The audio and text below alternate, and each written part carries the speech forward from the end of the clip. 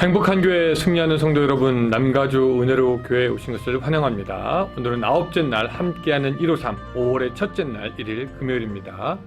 기도로 새벽을 깨우시는 여러분, 또 묵상으로 새벽을 시작하는 여러분들이 귀한 분들입니다. 또 지금 비록 같이 함께하지는 못해도 어떻게 해서든지 말씀 듣고 기도해야 되겠다라는 그런 마음으로 같이 153 운동에 참여하는 여러분들, 하나님께서 사랑하는 줄로 믿습니다. 오늘 영어를 좀 쓰자면 Total Spiritual Fitness Program 153, 이 153을 통해서 여러분들이 하나님의 은혜의 보좌 앞으로 깊이 나아갈 수 있으면 좋겠습니다. 이따가 또 박상현 목사님 나오셔서 설교할 텐데, 여러분 큰 은혜가 있고 그 뒤에 기도 시간에도 하나님을 만나는 귀한 시간이 되시기를 바랍니다. 자, 오늘 우리 시작하면서 우리 찬양 한장하면서 시작하겠습니다.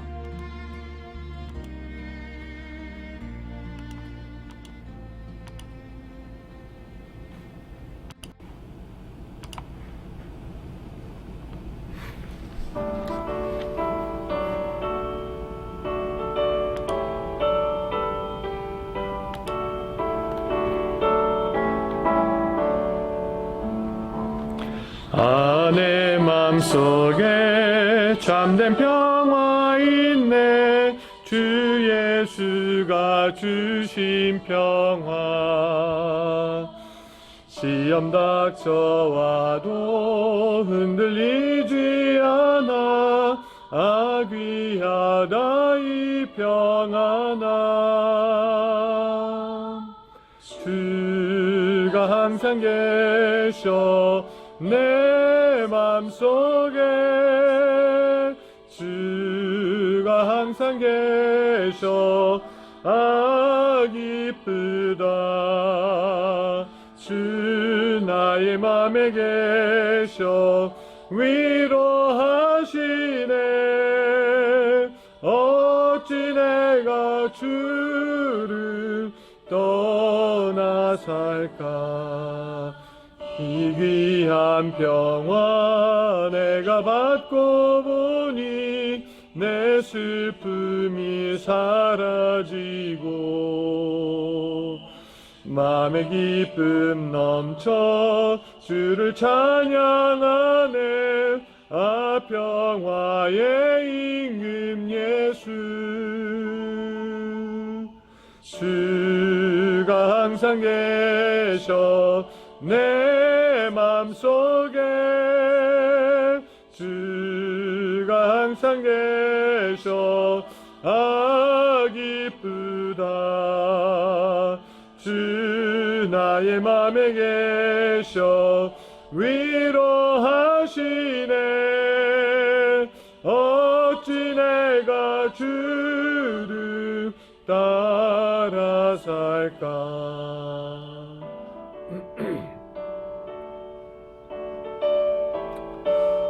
오늘도 사랑하는 여러분들 마음속에 주님이 주신 평화가 가득하시기를 바랍니다. 예 아래 내가 사는 동안 이 보배를 빛내리라. 기쁨 그날이 와 주를 찾나 뵐 때 그 평화 영원하리. 주가 항상 계셔 내 맘속에, 주가 항상 계셔 기쁘다. 주 나의 맘에 계셔 위로하시네. 어찌 내가 주를 떠나 살까.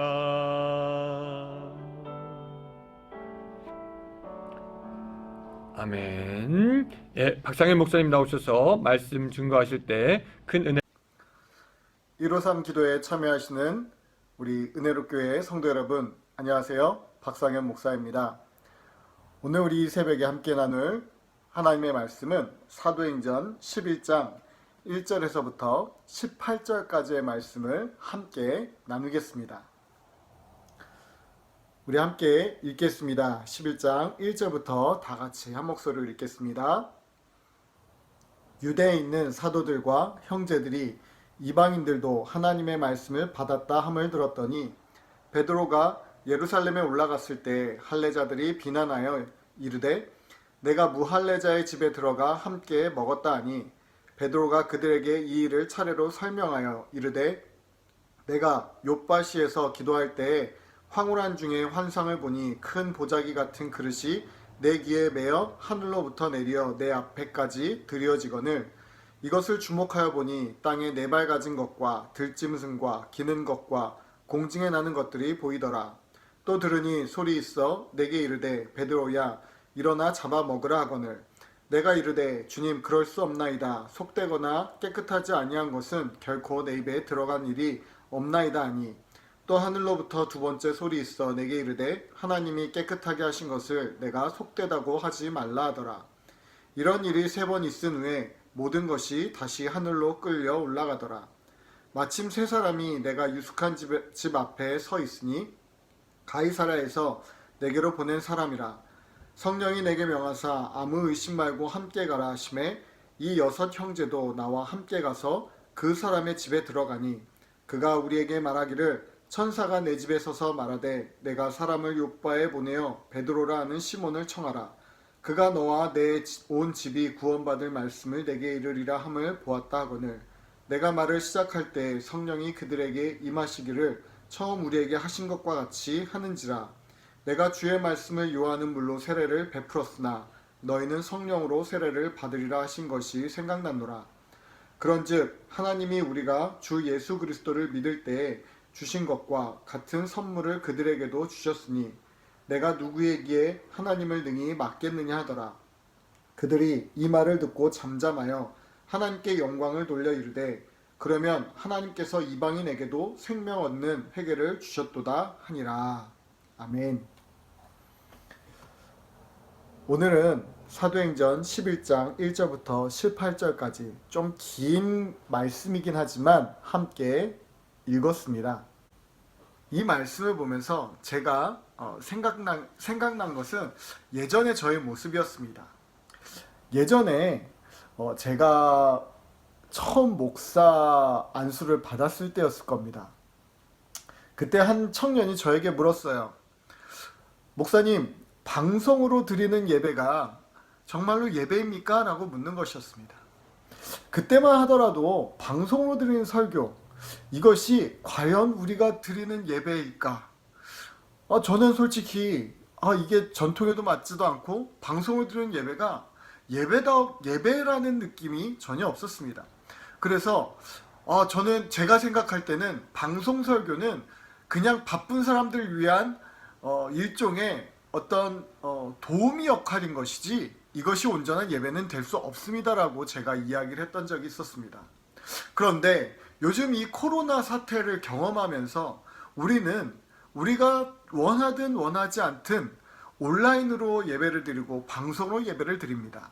이렇게 새벽 예배도 교회에 나와서 드리는 것이 아니라 이렇게 온라인에서 유튜브를 통해서 우리가 예배를 드리고 있지 않습니까?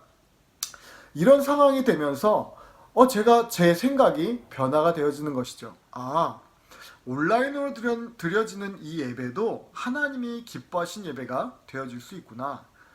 하나님을 사모하는 자들이라고 한다면 아무리 우리가 이렇게 방송으로 드려지는 예배라 할지라도 우리가 신령과 진정으로 드려지는 예배가 되어질 수 있구나 라는 저의 생각의 전환이 생기는 것을 경험하게 되었습니다. 오늘 본문을 보니까 1절과 2절에서 사도들과 형제들이 이방인들이 하나님의 말씀을 들었다는 것을 가지고 많은 비난이 일어납니다. 전통에 맞지 않다는 것이었습니다. 전통과는 전혀 맞지 않는 상황. 원래는 하나님의 복음, 예수 그리스도의 복음은 할례자들, 즉 유대인들에게만 증거되어져야 되는 복음인데 그것이 지금 이방인들에게 전해졌고 이방인들이 믿게 되어진 것이죠.